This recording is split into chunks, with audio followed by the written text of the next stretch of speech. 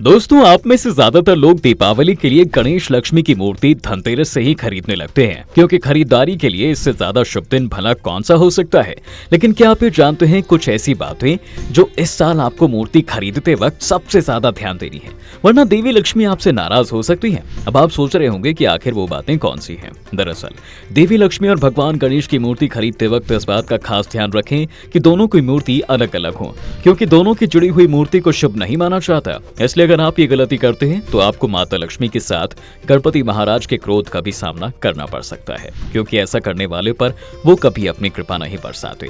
इसके अलावा भगवान गणेश की मूर्ति खरीदते समय ये जरूर ध्यान रखें कि उनकी मूर्ति में उनका वाहन मूषक राज जरूर हो, साथ ही वो अपने हाथ में लड्डू या मोदक लिए हों। शास्त्रों में बताया गया है कि गणेश जी की ऐसी मूर्ति सुख समृद्धि का प्रतीक होती है। और हाँ, इस बात का भी विशेष ध्यान रखें कि मूर्ति में उनकी सूंड में एक से ज्यादा घुमाव ना हो, और तो और उनकी सूंड बाईं ओर घूमी हुई हो, क्योंकि दाईं तरफ मुड़ी हुई सूंड वाली मूर्ति गृहस्थ वालों के लिए नहीं होती।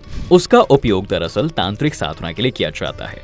वहीं बात अगर माँ लक्ष्मी की मूर्ति की करें तो उनकी मूर्ति ऐसी खरीदें जिसमें वो बैठी हुई हो, क्योंकि देवी लक्ष्मी की खड़ी मूर्ति स्थिर नहीं मानी जाती।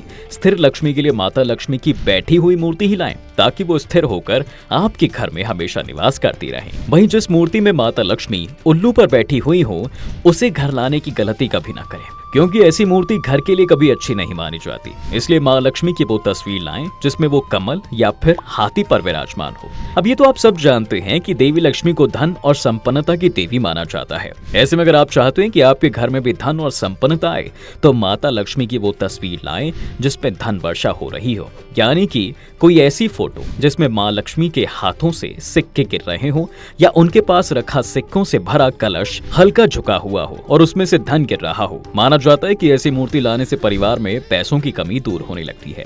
वास्तु शास्त्र की माने तो देवी लक्ष्मी की मूर्ति को कभी भी दीवार से सटाकर ना रखें, वरना इससे वास्तु दोष लगता है।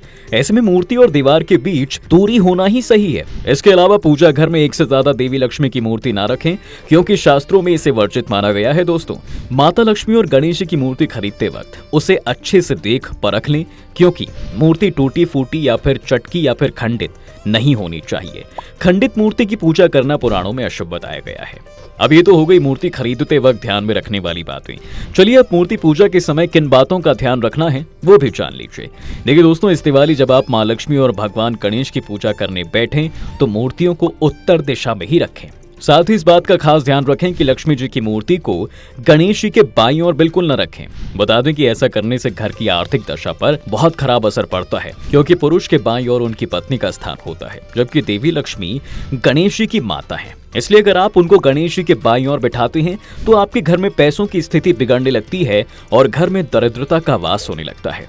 इसलिए याद से माँ लक्ष्मी की प्रतिमा को भगवान गणेश के दाईं ओर ही रखें। वैसे आपने कभी सोचा है दोस्तों कि दिवाली के शुभ अवसर पर गणेश जी के साथ माता लक्ष्मी की ही पूजा क्यों की जाती है? तो बता दें कि इसका जवाब हमारे पौराणिक ग्रंथों में दिया हुआ है, जिसके अनुसार गणेश जी को ज्ञान का देवता कहा जाता है और माँ लक्ष्मी को धन और ऐश्वर्य की देवी। शास्त्र कहते हैं कि बिना ज्ञान के व्यक्ति धन को नहीं संभाल सकता, या यूं कह लीजिए कि ज्ञान बिना धन का कोई मोल है ही नहीं।